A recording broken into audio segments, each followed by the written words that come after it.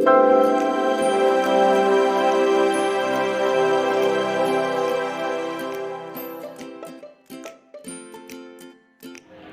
Students. आज मैं doctor Anupama Verma आपके सामने एक नए विषय के साथ फिर से प्रस्तुत हुई हूँ और आज हम ले रहे हैं वर्ण विच्छेद। वर्ण विच्छेद वर्णों को उनकी ध्वनि से अलग करने को कहते हैं, अर्थात इसमें व्यंजन और स्वरों को अलग अलग करके हम शब्दों का वर्ण विच्छेद करते हैं।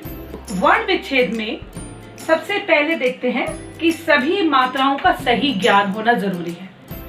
जैसे अ, इ, उ, री, ए, आई, ओ, औ। ये मूल हमारे 11 स्वर हैं जिनमें मात्राओं में अ का कोई मात्रा नहीं है और यहाँ से आ से लेकर और औ तक जो भी मात्राएं हैं, क्योंकि जब हम वर्ण विच्छेद करेंगे तो इन मात्राओं के बदले वहां पर मूल स्वर आ जाएंगे।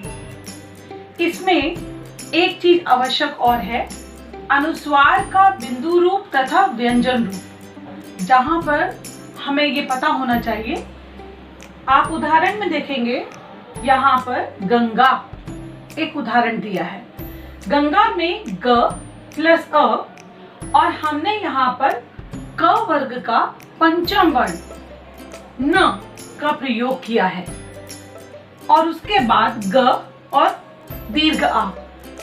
हमें ये जानना जरूरी है कि क से लेकर मा तक, यानी क वर्ग, च वर्ग, ट वर्ग, त वर्ग और प वर्ग, इनमें से ये पहचान है कि इनमें से अगर कोई भी व्यंजन आता है तो स्टूडेंट्स को पंचम वर्ण का प्रयोग करना है। किसकी जगह? अनुस्वार की जगह। अब जैसे यहाँ पर एक शब्द है ये झंडा, जो झंडा है च, छ, ज, झ, इय, तो ये च वर्ग का झ आया है।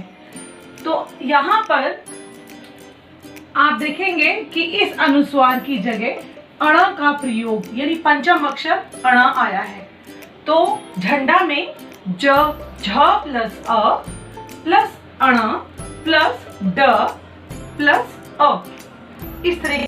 बंधन, इस शब्द में देखिए कि ब प्लस अ, यहाँ पर अनुस्वार के स्थान पर आ रहा है न। ये जो न है वो ढ के कारण, यानी त वर्ग के कारण पंचम अक्षर न का प्रयोग हुआ है। हमें बच्चों इस बात का ध्यान रखना है कि जब कभी भी क से लेकर म तक कोई भी व्यंजन हम देखेंगे तो उनके कारण ये अनुस्वार उसी वर्ग का पंचम अक्षर बन जाएगा। इसके बाद हमारे पास आता है र के विभिन्न रूप, जैसे कर्म, जो रेफ के रूप में यहाँ पर रा आया है, क्रम, र और राष्ट्र। यहाँ पर 3 रूपों में हम यहाँ पर रूप देख रहे हैं और र के रूप को जब आप उच्चारण में, सबसे पहले आप उच्चारण में देखेंगे कि वर्ण विच्छेद जो शब्द आया है कर्म, तो कर्म में क प्लस अ प्लस र, यहाँ रा पहले आ गया, उसके बाद हलंत, फिर म, हलंत, अ, कर्म। क्रम में देखिए क प्लस र प्लस अ, म, हलंत प्लस अ, क्रम। इस प्रकार से हमें रा के ये 3 विभिन्न रूप और एक सामान्य रूप भी आएगा जो रा अपने फॉर्म में होता है। तो इस तरह से हमें वर्ण विच्छेद में इसको भी ध्यान रखना है। अब आते हैं हम नंबर 4, रा में ऊ तथा ऊ की मात्रा, यानी ह्रस्व ऊ और दीर्घ ऊ। शब्द है गुरु। गुरु में यहाँ पर ग प्लस उ प्लस र प्लस उ, गुरु।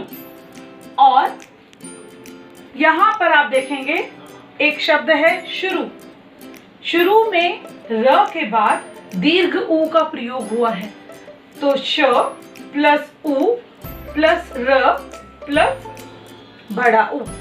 इस प्रकार से ऊ और ऊ की मात्रा जो है वो र में कैसे प्रयोग हुई है इसको देखकर ही वर्ण विच्छेद करना है।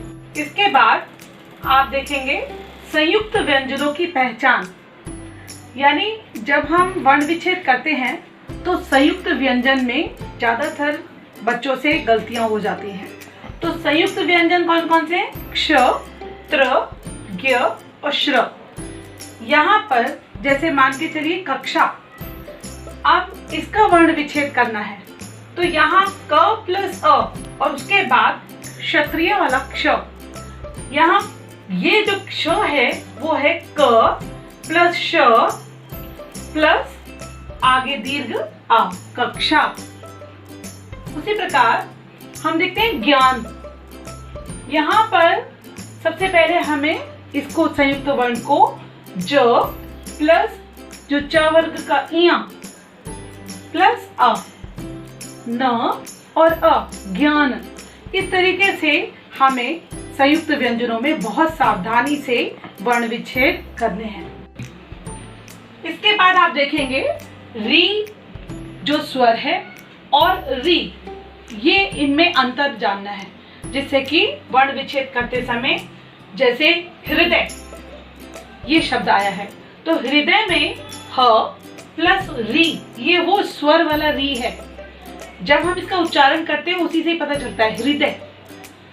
तो ह प्लस री प्लस द अ य प्लस अ, हृदय। अब अगर हम र देखेंगे तो दूसरा उदाहरण देखिए, वारी। व प्लस अ प्लस र प्लस ई। तो यहाँ पर री और र का भेद हमें पता होना चाहिए कि कहाँ री है और कहाँ र है। इसके बाद आप देखिए द और ह, ये जो दो व्यंजन हैं ये संयुक्त रूप में कई बारी प्रयोग में आते हैं और इसमें हमें जब वर्ण विच्छेद करना है तो बहुत ध्यान रखना है। जैसे कि आप ये शब्द में देखिए छद्म, छ प्लस अ, ये तो छ का हो गया वर्ण विच्छेद। इसके बाद जो ये द है वो यहाँ पर आधा दिया हुआ है, इसके नीचे हलंत लगा हुआ है। तो इस प्रकार ये जो द है वो संयुक्त रूप से इसमें आया है। इसके आगे हम कोई स्वर नहीं लगाएंगे क्योंकि ये आधा है। द प्लस फिर उसके बाद म प्लस अ। इसी प्रकार ब्रह्मा में भी होगा। आगे बहुत जरूरी जो बात है वो है अनुनासिक। अनुनासिक की हमें जब पहचान होगी तो हम शब्दों में जब ये प्रयोग होता है तो उसका वर्ण विच्छेद करते समय कैसे ध्यान रखें। जैसे देखिए मूछ, यहाँ पर म प्लस ये देखिए दीर्घ ऊ और उसके ऊपर यहाँ अनुनासिक का प्रयोग, चंद्र बिंदु जिसे कहते हैं, का प्रयोग किया गया है। तो ये जो स्वर है इसके ऊपर ही वो चंद्र बिंदु आ जाएगा। तो म प्लस ऊ, चंद्र बिंदु इसके ऊपर, छ प्लस अ। इसी प्रकार आंगन, आंगन में देखिए ये दीर्घ आ है और उसके ऊपर ही अनुनासिक का प्रयोग किया गया है। इसको अलग, यानी इससे एक बात आप जानिए कि स्वरों को कभी भी हम वर्ण विच्छेद नहीं करते हैं। हम उस व्यंजनों के साथ अगर कोई स्वर लगा है तो उसका विच्छेद किया जाता है। इसमें अ ऊपर अनुनासिक, ग प्लस अ, न अ, तो आंगन। तो बच्चों आपने आज जाना कि वर्ण विच्छेद करते समय हमें किन किन बातों का विशेष रूप से ध्यान रखना चाहिए।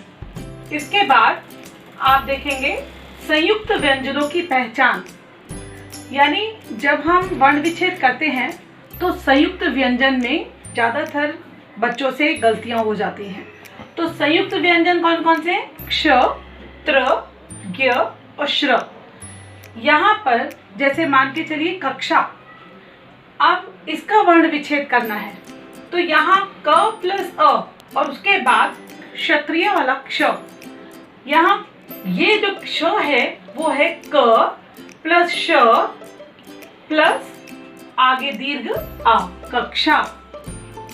उसी प्रकार हम देखते हैं ज्ञान। यहाँ पर सबसे पहले हमें इसको संयुक्त वर्ण को ज प्लस जो च वर्ग का इया प्लस अ, न और अ, ज्ञान। इस तरीके से हमें संयुक्त व्यंजनों में बहुत सावधानी से वर्ण विच्छेद करने हैं। इसके बाद आप देखेंगे री जो स्वर है और री, ये इनमें अंतर जानना है, जिससे कि वर्ण विच्छेद करते समय, जैसे हृदय ये शब्द आया है तो हृदय में ह प्लस री, ये वो स्वर वाला री है।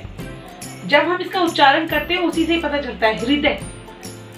तो ह प्लस री प्लस द अ य प्लस अ, हृदय। अब अगर हम र देखेंगे तो दूसरा उदाहरण देखिए, वारी। व प्लस अ प्लस र प्लस ई। तो यहाँ पर री और र का भेद हमें पता होना चाहिए कि कहाँ री है और कहाँ र है। इसके बाद आप देखिए द और ह, ये जो दो व्यंजन हैं ये संयुक्त रूप में कई बारी प्रयोग में आते हैं और इसमें हमें जब वर्ण विच्छेद करना है तो बहुत ध्यान रखना है। जैसे कि आप ये शब्द में देखिए छद्म, छ प्लस अ, ये तो छ का हो गया वर्ण विच्छेद। इसके बाद जो ये द है वो यहाँ पर आधा दिया हुआ है, इसके नीचे हलंत लगा हुआ है। तो इस प्रकार ये जो द है वो संयुक्त रूप से इसमें आया है। इसके आगे हम कोई स्वर नहीं लगाएंगे क्योंकि ये आधा है। द प्लस फिर उसके बाद म प्लस अ। इसी प्रकार ब्रह्मा में भी होगा। आगे बहुत जरूरी जो बात है वो है अनुनासिक। अनुनासिक की हमें जब पहचान होगी तो हम शब्दों में जब ये प्रयोग होता है तो उसका वर्ण विच्छेद करते समय कैसे ध्यान रखें।